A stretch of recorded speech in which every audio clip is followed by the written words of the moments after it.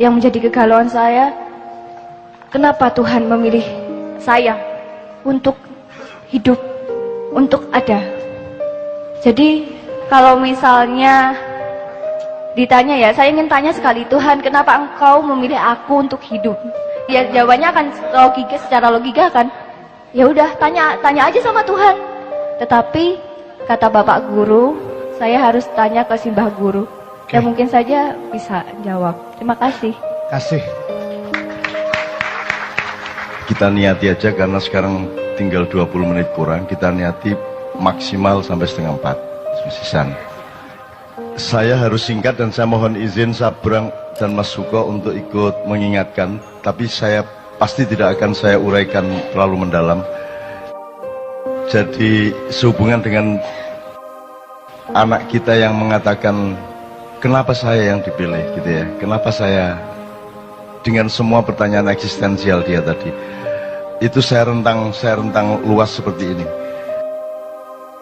Sabrang mengatakan beda antara identitas dengan personalitas ya. Kalau personalitas itu adalah kondisi alamiah Anda, identitas adalah yang Anda bangun secara budaya atau secara pemikiran, yang terapannya bisa di politik, bisa di organisasi, bisa di apa saja. Saya ingin katakan sama Anda, iki mergo ini Ma'iyah ini luar biasa, ilmunya tidak fakultatif, ilmunya sangat universal, sehingga kita sampai ke tataran sampai marifat-marifat tadi, dan itu semua relevan satu sama lain. Saya ingin katakan satu hal, bahkan tidak ada personalitas dalam kehidupan manusia aslinya. Anda jangan berpikir bahwa Nabi Muhammad adalah Nabi Muhammad. Selama kamu masih menyangka Muhammad adalah punya personalitas di mana dia adalah anaknya Pak Abdullah dan Ibu Aminah, Anda salah sangka. Kalau Anda menyangka saya adalah Muhammad Ainun Najib, itu sumber penderitaan Anda di masa yang akan datang, karena saya bukan Mbak Ainun Najib. Ya. Ini mungkin masih jadi pertanyaan Anda, tapi bisa lebono omonganku iku. Kok kon salah sangka kon? Aku duduk Ainun Najib. Ya. Muhammad bin Abdullah yang dikasih jatah 63 tahun itu pun cuma identitas sementara, bukan personalitas. Itu identitas, dia harus dilahirkan secara fisik dan harus dari bapak ibu tertentu karena ada keperluan untuk mendatangkan Al-Quran bagi seluruh umat manusia di bumi. Jadi itu identitas yang sangat sederhana dan hanya dibatasi 63 tahun. Kalau Anda bertanya siapa personalitas Muhammad, oh dia, kalau mau dicari katakanlah ada personalitasnya, oh dia lahir sebelum Jibril, dia lahir sebelum Iblis, sebelum Kanzul Jannah, sebelum Al-Khoshi, sebelum As-Sajid, sebelum Ar-Roki, sebelum yang paling roki, orang yang paling menundukkan badannya kepada Allah, orang yang paling mensujudkan wajahnya kepada Allah, orang yang paling bisa dipercaya untuk menjadi penyebar kesejahteraan atau bendaharawan surga. Dia adalah juniornya Muhammad. Jadi Muhammad itu bukan yang Anda kenal di Arab itu. Yang Anda kenal di Arab itu adalah resonansi dari personalitas Muhammad. Lagi nek anjane kate runu tak dudui kok. Ya, jangan disangka Muhammad bin Abdullah itu adalah personalitas. Itu cuma tugas sementara. Dan hanya sebentar sekali, yaitu 63 tahun. Jangan disangka bahwa dia sebuah diri, dia hanya sebuah peran. Ya mas. Kalau dicari, oke, kalau masih ada personalitasnya, ya Nur Muhammad, cahaya Muhammad, Big Bang kata orang modern, di mana Allah menciptakan cipratan cahaya yang kemudian menjadi kumparan-kumparan, terus kemudian membelah-belah menjadi planet-planet dan galaksi-galaksi, satelit-satelit dan matahari-matahari. Jadi Muhammad itu lahir sebelum alam semesta, Muhammad itu lahir sebelum Iblis, apalagi Jibril. Maka Jibril itu adalah juniornya Muhammad. Maka kapan saja Muhammad memanggil Jibril, Jibril akan datang. Bahkan Iblis yang disuruh berperan untuk menjadi musuhnya manusia dan musuhnya Muhammad itu bisa dipanggil, didawui, ditimbali oleh Muhammad kapan saja, dan apapun yang ditanyakan oleh Muhammad dijawab oleh iblis dengan sejujur-jujurnya. Kalau dia benar-benar musuh, dia tidak akan menjawab sejujur-jujurnya, dia hanya berperan. Jadi iblis itu cuma identitas, bukan personalitas. Anda jangan salah sangka. Nah, kalau dikejar lagi, sebenarnya tidak ada Nur Muhammad. Itu bukan personalitas, tidak ada diri yang sejati kecuali Allah itu sendiri subhanahu wa ta'ala. Yang lain bukan diri, yang lain hanya cipratan dari diri sejati. Cetok ya? Jadi kon iku aja tak gopoh karo awakmu dhewe. Kok aku anggitmu kon iku ono ta? Kon iku gak ono. Iku mek kun wis kon mari ono gak ono, gak ono masalah. Jadi awakmu gak usah perhatian sama dirimu. Dirimu itu tidak penting. Dan saya hidup itu bekalnya adalah yakin bahwa aku tidak penting. Yakin bahwa bukan aku ini yang akan jadi pusat perhatianku. Di dalam diriku tidak ada aku. Di dalam diriku tidak ada Ainun Najib.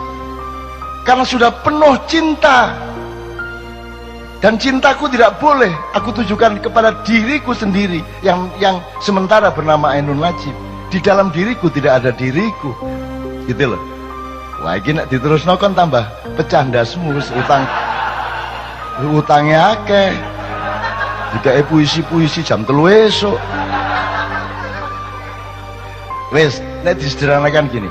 Di dalam diri Karwo ada apa? Seharusnya di dalam diri Karwo itu penuh urusan Jawa Timur, betul enggak? Selain itu tidak ada di dalam diri Karwo. Tapi Anda lihat semua pejabat, hampir semua pejabat, semua presiden di dalam dirinya penuh dengan dirinya. Betul enggak? Sehingga Didik bela diri, Didik bela diri karena perhatian utama dia adalah kepada dirinya yang dia sangka ada. Kalau Anda ingin menjadi orang besar, kalau Anda ingin meraih kebesaran, Anda tidak bisa memanggul kebesaran dan tidak bisa menjadi kebesaran itu selain Anda bergabung dengan kebesaran sejati, yaitu Allah Al-Akbar. Kalau Anda bergabung dengan kebesaran Allah, maka engkau menjadi bagian dari kebesaran itu. Anda tidak bisa diganggu gugat oleh siapapun saja.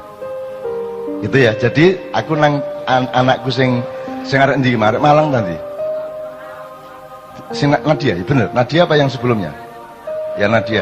Nadia, kamu ndak usah pikirin dirimu sendiri dan ndak usah kok aku lah anggitmu aku iku sapa? Kon iku sapa anggitmu? Gak usah kok perhatian awakmu iku. Tapi nek ancane kon ngeyel tiap hari kamu bertanya begitu, kon tak kandhani. Sebentar lagi kamu akan tahu kenapa kamu yang dipilih oleh Allah menjadi dirimu. Radio ya. 1 tahun kemudian kamu akan tahu kenapa engkau yang dipilih. Cukup 1 menit sesudah kamu tahu apa isi hati suamimu.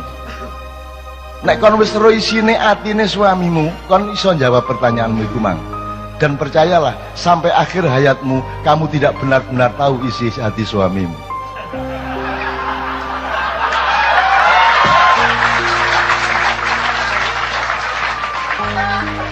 Wis ta aja adik percaya karo sapa-sapa kejaba karo Gusti Allah. Bojomu nuroni kon bayangno Luna Maya iku.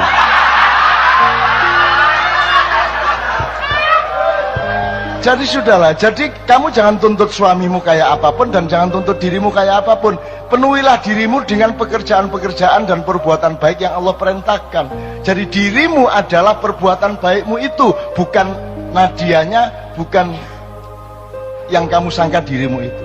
Jadi orang yang masih sedih, orang yang masih pesimis, orang yang masih tidak punya semangat adalah orang yang salah sangka terhadap dirinya sendiri. Dan karena dia salah sangka kepada dirinya sendiri, maka dia juga salah sangka kepada dunia, dia salah sangka kepada apa saja, apalagi kepada Allah Subhanahu wa taala. Dia pasti salah sangka. Wes ya. Cik iso diterusno iki, tapi cukup ya. Cukup. Dah. Jangan salah sangka kamu. Jadi dirimu itu ndak usah nulah, ndak usah peduli lah. Aku gak peduli kok. Aku gak peduli karo awakku. Karena aku sepi, karena kadang-kadang aku ingat aku ini seolah-olah aku, tapi kemudian lupa lagi karena aku harus ketemu dengan bang-bang wetan. nanti pulang dari sini naik mobil dolek rawon rada eling meneh. Lho aku ndek endi rek? Ngono kan. Nah itu saya itu mengalami kesepian terus menerus. Dan kesepian itu aku perlukan. Aku topong rame rek. Kamu pikir kalau riuh rendah suara itu tidak sepi? Semakin riuh rendah semakin sepi. Kalau engkau berada di dalam dirimu yang sejati, yang jauh di lubuk jiwamu itu.